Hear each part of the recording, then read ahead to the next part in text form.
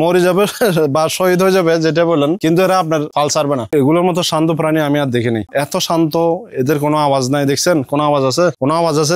কোনো আওয়াজ নাই, একদম সাইলেন্ট। তারপর এরা যে এখন দাঁড়া রয়েছে উপরে উঠার জন্য আমি দরজা লক করে রেখেছি, এরা অপেক্ষা করতেছে কিন্তু আওয়াজ করতেছে না। দরজা খুলে দিলে একের পর এক নিজের বাসস্থানে চলে যাবে সবাই। এরা মানে এমন দলবদ্ধ, একটা বাচ্চা নিয়ে যদি আপনি আপনি কোলো করে নিয়ে হাঁটে আপনি যদি চট্টগ্রাম শহরে চলে যান, এরা আপনার পিছনে পিছনে দলবদ্ধ ভাবে চলে যাবে, আপনার পিছনে পিছনে চলে যাবে। একটা বাচ্চার জন্য একটা যেদিকে যায় সবগুলো সেদিকে চলে যাবে, আপনি মারিও রাখতে পারবেন না। প্রবাসে গেছে চাকরি করার জন্য, মা বাবা অসুস্থ, ওই দনজন পৃথিবী থেকে চলে গেল, তখন বাংলাদেশে চলে আসলাম। এখন দেশে আসে কি করব, অনেক ব্যবসা বাণিজ্য করলাম, কোনো জায়গায় শান্তি নেই। এই লাইনে আসছে, এটা আমি আরব দেশে দেখছি, তো আরব দেশে আইটেমটার দেখছি অনেক, প্রত্যেকটা আরবিদের ঘরে ঘরে আছে এগুলো, যতটুকু আরবির ঘরে ঘরে আছে শত শত হাজার হাজার। তো ওখান থেকে আসে আমি বাংলাদেশে এটা করলাম আর কি। আরব দেশে তো প্রত্যেক আরবির ঘরে দুম্বা এগুলো তো প্রত্যেক আরবির ঘরে আছে, প্রত্যেক ঘরে ঘরে খামার আছে আরব দেশে।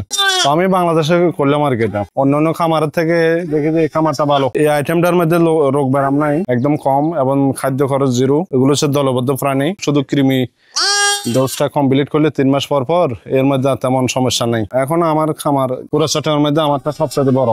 খামারের মধ্যে মহিষ ছিল আমার, তারপর গরুর খামারও ছিল, ছাগলের খামারও ছিল, সবগুলো বাদ দিয়ে এখন আমি এটা ধরে রেখেছি। এটার মধ্যে মজা পেয়েছি আর এটাই ধরে রাখবো সবসময়। গারল আনছি আমি, এটা উত্তরবঙ্গের সীমান্ত এলাকার থেকে, দহগ্রাম, লালমনিরহাট দহগ্রাম, এটা অনেক দূর। ওখান থেকে ইন্ডিয়ার বর্ডার থেকে দালালের মাধ্যমে আমি প্রথমে 22টা দিয়ে শুরু করছি। হ্যাঁ, 22টা দিয়ে শুরু করার পরে এখন পর্যন্ত আল্লাহর রহমতে আমার প্রায় 150 গারল হয়েছে এখানে। 150 গারলের মধ্যে আমি বিক্রি করতে করতে এখন প্রায় 60 থেকে 70 পিস আছে এখন আমার, আর কিনা লাগানে। এগুলো তো মানে এগুলো থেকে বাচ্চা উৎপাদন হয়। গারলটা হচ্ছে এটা মানে বিদেশি একটা জাত, এটা আমাদের বাংলাদেশে নাই, বাংলাদেশে অ্যাভেলেবেল হয় নাই। এটা বেড়া আর কি দুম্বার একটা জাত আর কি। এগুলো 70 কেজি পর্যন্ত হয়, 70-75 কেজি হয়। এটা আসছে যে আপনার মেন ইউরোপের থেকে আসে, এটা ইন্ডিয়া হয়ে বাংলাদেশে ঢুকছে। আলাদা মানে বেড়া তো আপনার একটা হয়তো 20 কেজি হয়, 20-25 কেজি হয়। এগুলো হচ্ছে আপনার 70 কেজি পর্যন্ত হয়, 70-75 কেজি। এগুলো একটু মাংস দ্রুত উৎপাদন হয়, দ্রুত বড় হয়ে যায়। এগুলো বাংলাদেশে অ্যাভেলেবেল হয় নাই। তো আপনাদের মাধ্যমে যারা চিনে আর কি,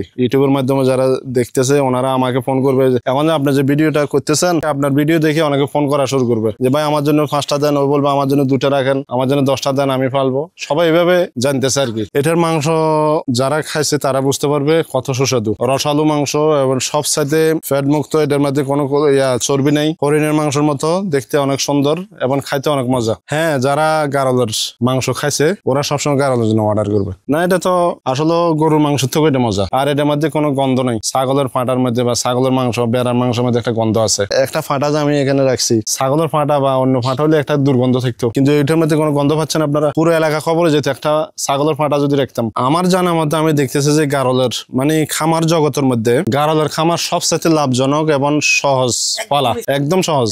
একটা ছোট বাচ্চা আপনার 100 গারল পালতে পারবে, 10-12 বছর, 14-15 বছর একটা ছেলেও আপনার 100 গারল পালা কোনো ব্যাপার না। আমি ঠান্ডা না, কিন্তু আমি মাথা গরম, কিন্তু আমার গারলের কাছে আসলে মাথা ঠান্ডা হয়ে যায়। কারণ এরা দেখতেও সুন্দর লাগে, এরা কমান মানে আপনি যা ইশারা করবেন ইশারা বুঝে এরা